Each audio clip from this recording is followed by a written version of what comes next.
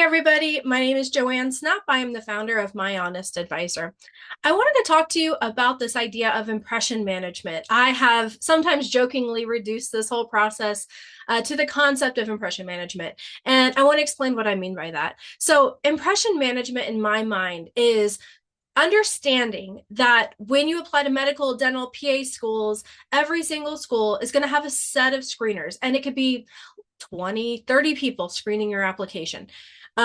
Every person who screens your app, even though we assume they've gone through bias training and they've been told like what to look for, they are still human. They have internal biases, they have implicit biases, they have their own idea of what a good applicant or what a future PA or whatever looks like in their head.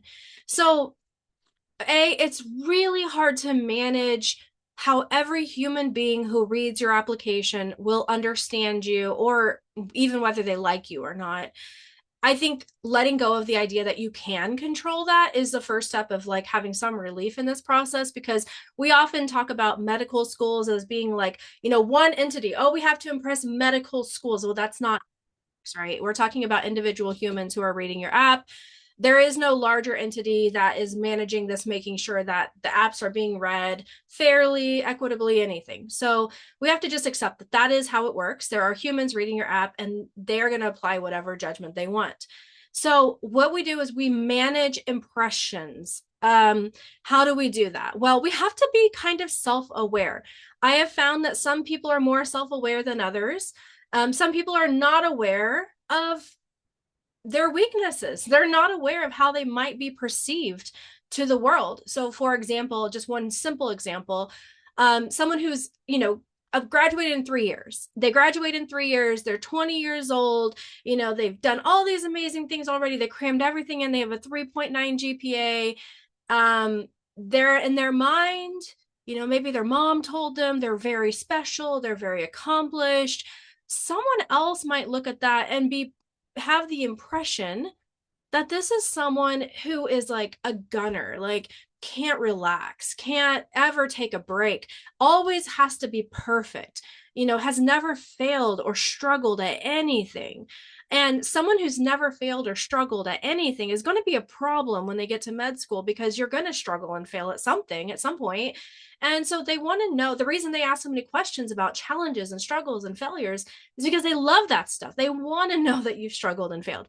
So someone who just rushes through life and is always perfect and does everything right, the impression you've created is that not only do you have limited failure, struggle, challenge, you bring less resilience, persistence, but you're also young. You haven't lived life. You've never been screamed at by a customer. You haven't really put yourself out there enough to really understand what you're getting yourself into. Even if you shadowed and you did this awesome internship, that is the perception, is that you're young and you are going to be slightly more immature than someone who's 30 years old and has worked in healthcare for 10 years.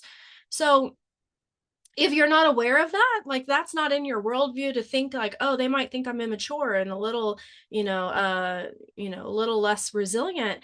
And you just go in there and you're just like, keyboard warrior, look at my publications, look how accomplished I am.